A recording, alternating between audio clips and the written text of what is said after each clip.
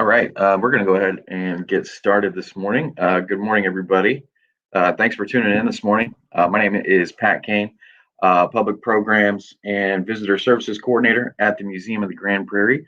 And we're here for another Museum Monday. Just got this one and one more left in the summer. Hard to believe that, summer is, we're on the other side of the hill of summer and the school year, however that will look like for you and anyone else attending school or working in a school, however that will look like this year is coming up quick.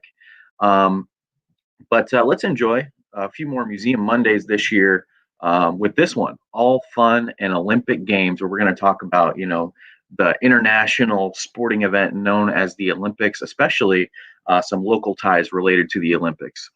For those of you who have never participated in Museum Mondays program before, we do these every summer, each Monday in the summer. This year, we're doing them online, virtual, coming to you right in your own homes, where each week we have a theme that is related to history, nature, culture, art, whatever.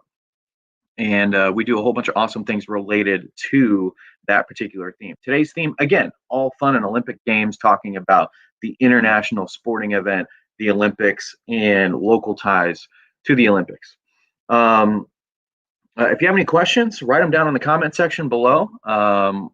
We're broadcasting on Facebook and YouTube at the same time right now. I can see those comments when you put them in there. Would love to know where you're watching from. Write down below where you're watching from this morning. I'm streaming live from my apartment in Champaign. It's a little foggy outside, a little cool, almost feels like a fall day, not even a summer day today. But let me know, where you are watching from this morning. Would love to know where you all are watching from today. If I ask you some questions, feel free to shout those out at the screen or write them again down in the comment section below. So without further ado, let's go ahead and jump right into today's program, all fun and Olympic Games. So I'm going to share my screen here. Going to do a bunch of screen sharing, show some videos, look at some images for today's program. All right, just want to make sure that this pops up like it should. So bear with me one moment. All right. Okay, so today's program, all fun and Olympic Games. Let me change that screen appearance there. Okay.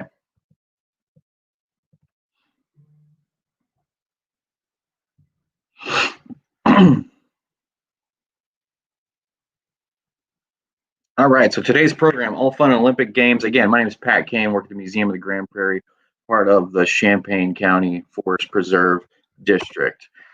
First, here's the beautiful front facade of the museum where I work, Museum of the Grand Prairie in Mahomet, Illinois, at Lake of the Woods Forest Preserve. If you've never heard of us before, we're a cultural and natural history museum. We opened originally as the Early American Museum in 1968, and since then we have collected, preserved, and interpreted the cultural and natural history of Champaign County and surrounding East Central Illinois. And we are part of the Champaign County Forest Preserves, collection of 6 forest preserves, other recreational and educational facilities, including our museum located right here in Champaign County. So what are we going to be doing today? Well, before the program is over, we will have the ability to answer these questions. Question number 1, who are some Olympians from the Champaign County area? We have a remarkable Olympic resume here in Champaign County. Lots and lots of Olympians have some ties to Champaign County area, with the University of Illinois being so close to us, in the athletic program there, and just some real great Olympic athletes from the area have represented the United States and other countries at these international Olympic Games. So we'll profile just a handful of them, just a few. What kinds of things do we have at our museum related to the Olympics? So just pulled out a few things from our archives related to the Olympics, and I'll show those to you. And then lastly, what games can you play at home and go for gold? Found a really awesome video of a family who held their own quarantine Olympics at home. Maybe you could even host your own quarantine Olympics, and we'll talk about that once we get to the very end of the program. See what you can do at home to host your own Olympic Games during this time of quarantine. Okay, so I did want to show this here. So talk about some local athletes with some Olympic ties. This is an image of the tribute to Olympic athletes. It's a tribute to the Olympic and Paralympic athletes located at Dodds Park, close to Parkland College. This is a really cool monument tribute featuring dozens of local Olympic athletes with some Champaign County ties right here in Central Illinois. If you've never visited it, you should really go out there. It's a really cool piece. I always see it when I'm driving down Mattis Avenue and I turn towards the west, and it's just, especially on a nice sunset evening, you can see this beautiful monument paying tribute to these local athletes. Here's another image of it. You can see the 5 Olympic rings with the USA letters above the top of it. Just this really beautiful monument at Dodds Park, close to Parkland College. Here's another view of it with these steps walking up to it. And then lastly, one other image shows these tiles here has the names of the individuals who are attributed here at this Olympic and Paralympic athlete tribute. And the lettering down below the 5 rings and where it says USA, if you can't read it, it says, "The thing we long for, that we are, for one transcendent moment." You know, these Olympic athletes, a lot of them will work their entire lives for that one Olympic moment. And we have had some really great Olympic athletes from Central Illinois and Champaign County who have worked really, really hard, tirelessly to have their one transcendent moment at the Olympics. And let's check out just a small handful of them.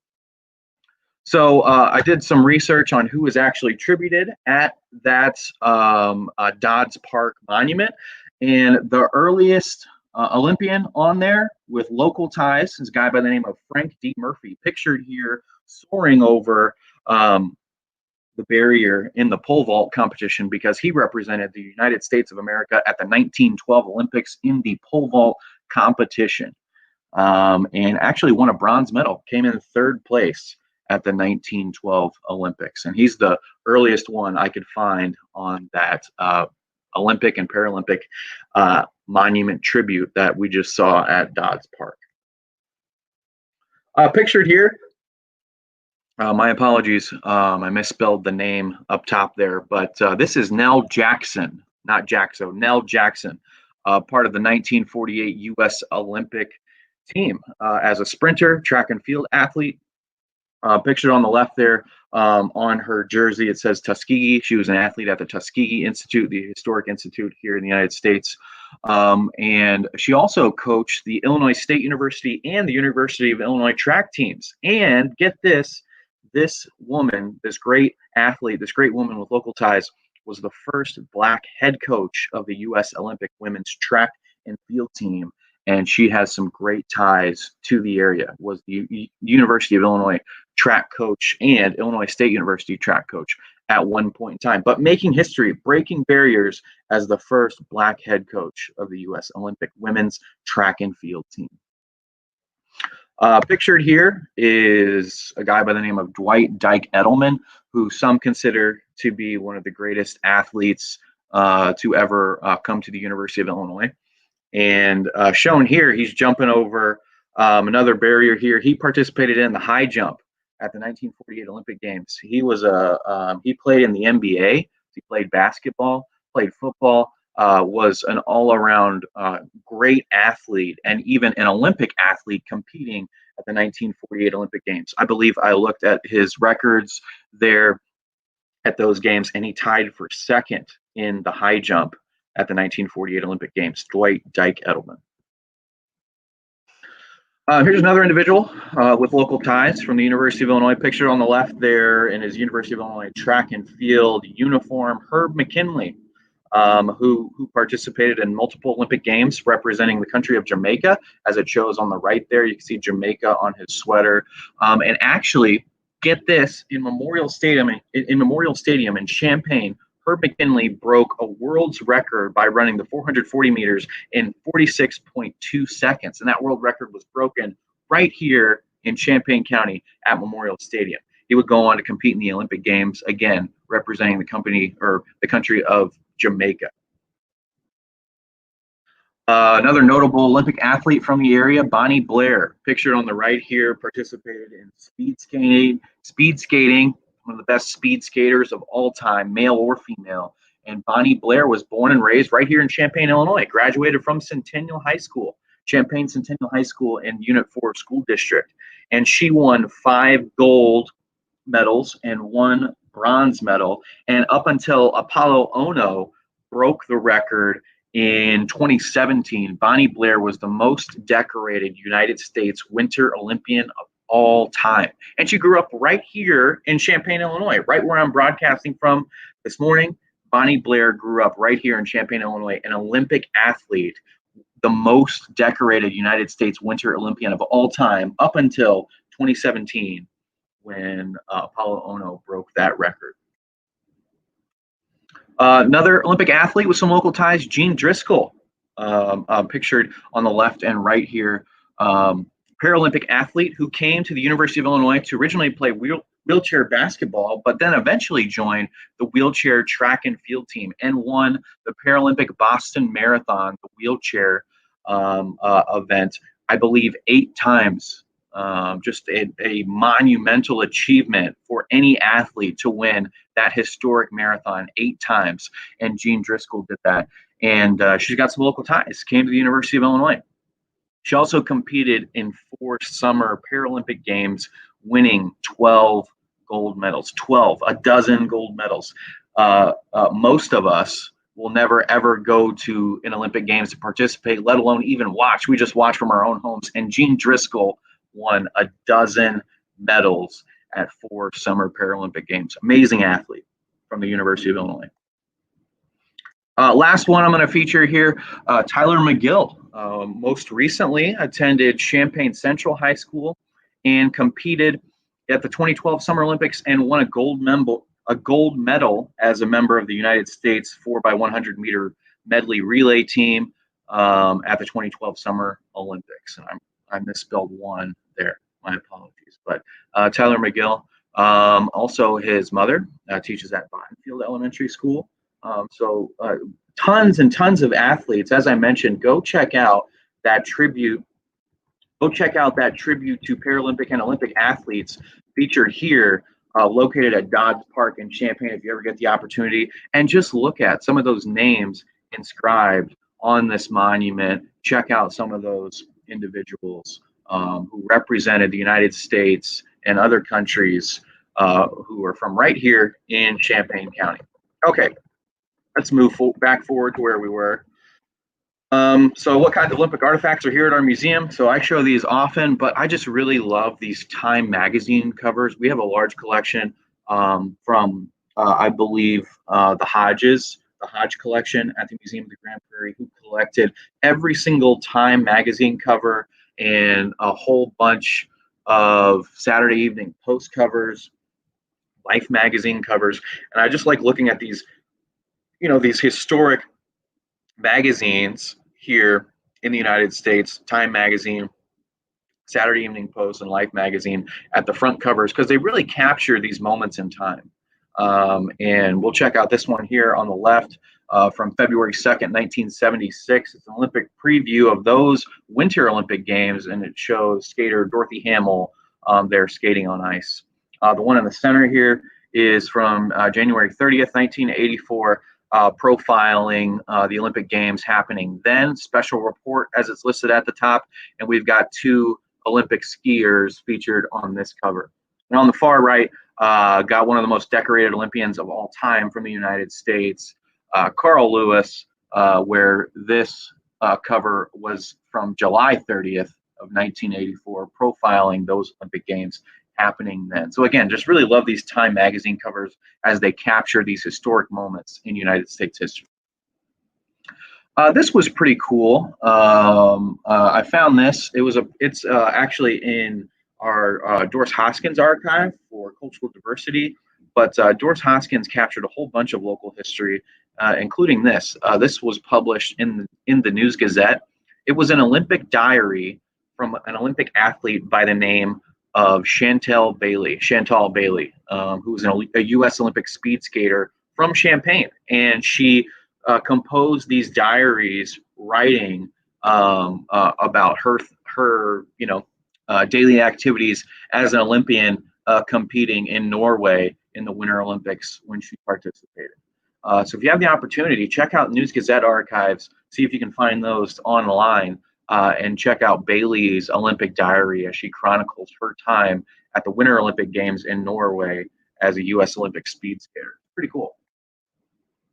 Last piece here from our collection shows Tonya Buford Bailey, an ex-University of Illinois track and field athlete who qualified for the Summer Olympics in 2000, and talks about her how she's not down and under for long, but she's going to go and compete at those 2000 Olympic Games in Sydney, Australia. Again, that's another snippet from Doris Hoskins' archive.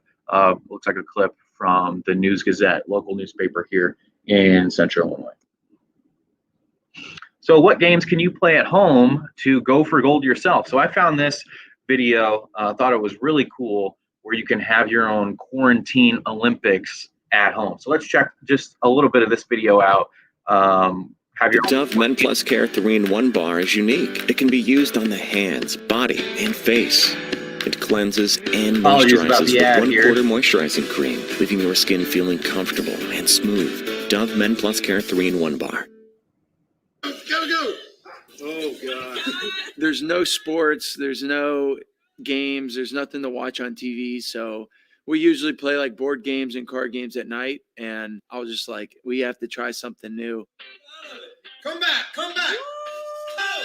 Oh!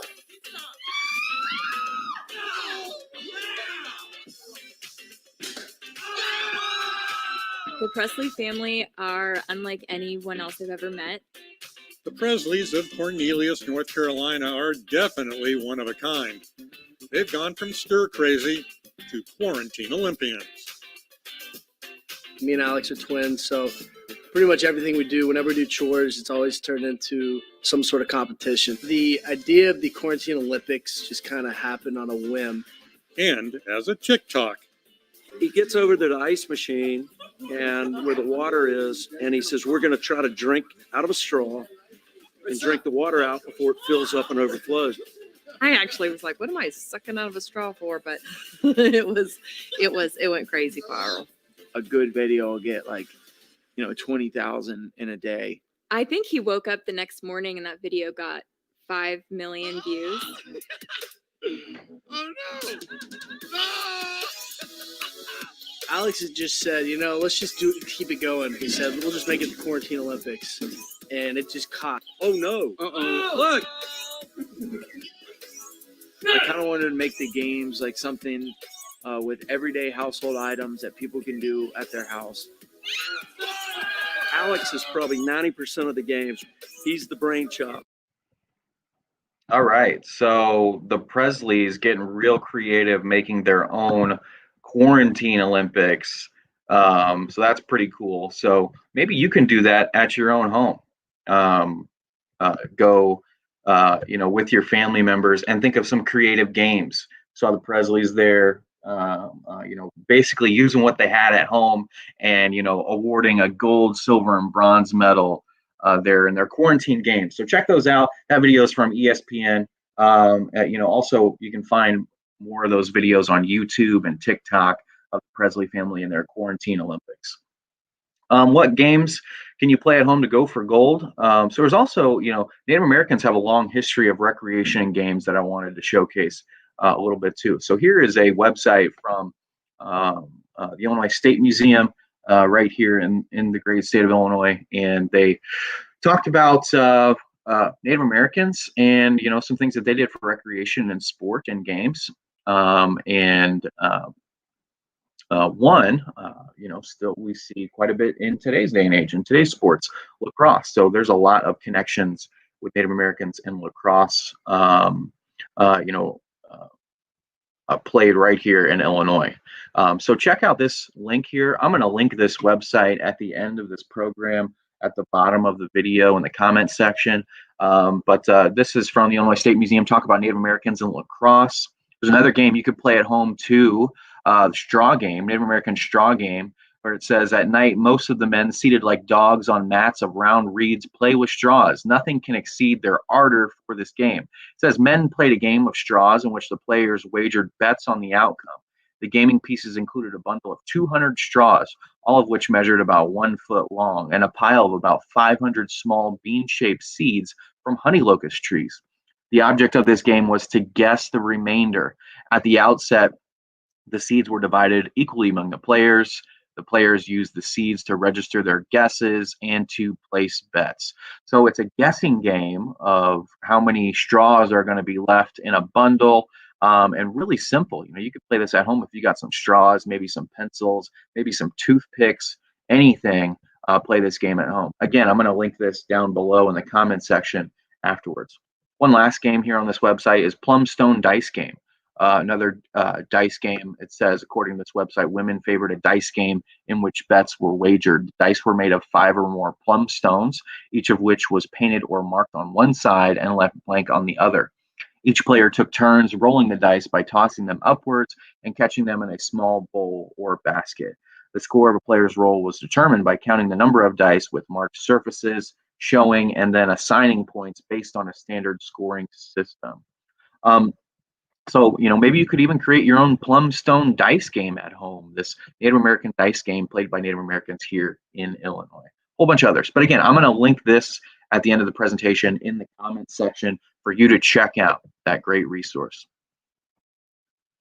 All right, so just a review here. Name one local Olympian we talked about. Apologies for that misspelling. Name one local Olympian we talked about. Shout it out to the screen or write it in the comments section below.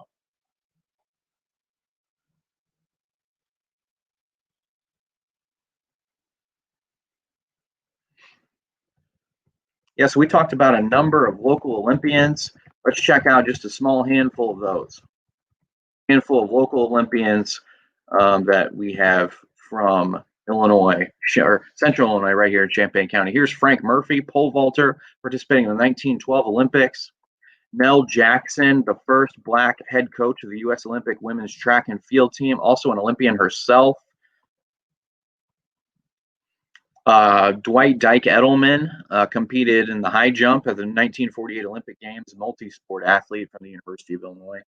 Herb Mckinley, track and field athlete who broke a world record at Memorial Stadium in Champaign. Bonnie Blair, Winter Olympian speed skater, the most decorated United States Winter Olympian of all time until Apollo Ono.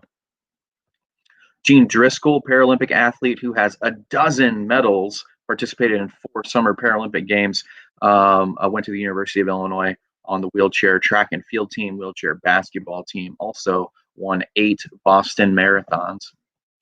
And last one, Tyler Mcgill, attended Champaign Central High School right here in Champaign County and won a gold medal at the 2012 Summer Olympics in swimming. So again, dozens and dozens of Olympic athletes with local ties. I just profiled a few, but check out that Olympic athlete tribute, Paralympic and Olympic athlete tribute at Dodds Park over by Parkland College. You can see more of these Olympic athletes, or do some research online. Find out some local athletes that are from this area. So what is one activity or game you can do at home that we talked about today? We just talked about these. Make your own quarantine Olympics at home. Create some games at home, like the Presleys were doing in that video that I showed you. I'll link that video in the comments too. Maybe inspire you to create your own quarantine games at home. And also profiled those Native American games from the Illinois State Museum. Talked about lacrosse, Native American history and lacrosse. Talked about the straw game and the Plumstone dice game. 2 games that you could probably even recreate in your own home to play with your family or friends. All right, so I want to thank everybody for tuning in, bearing with me with any technical difficulties and misspellings that I may have had at some point or the other. But this is another Museum Monday program. My name's Pat Kane. We got one more Museum Monday program happening next week virtually here on our Facebook and YouTube pages. Feel free to check us out on all of our social media pages, Facebook, YouTube, Twitter, Instagram, Goodreads, for a whole bunch of more updates and information about what we're doing at the Museum of the Grand Prairie and throughout the Champaign County Forest Preserve District. You can see us at our websites. Excuse me. www.museumofthegrandprairie.org and www.ccfpd.org, Champaign County Forest Preserve District website. And, come out and see us. We're open on a limited basis. We're actually expanding our hours this week, getting ready to make that announcement online here that we will be open from 1 to 5 p.m. for time-ticketed sessions that you can register for online Tuesday through Saturday. 1 to 5, Tuesday through Saturdays. Come and visit us at the Museum of the Grand Prairie, but be sure to register beforehand because we are asking all visitors to pre-register before they visit us. All right. Again, my name is Pat Kane. Hope you can join us for some more virtual programs in the future.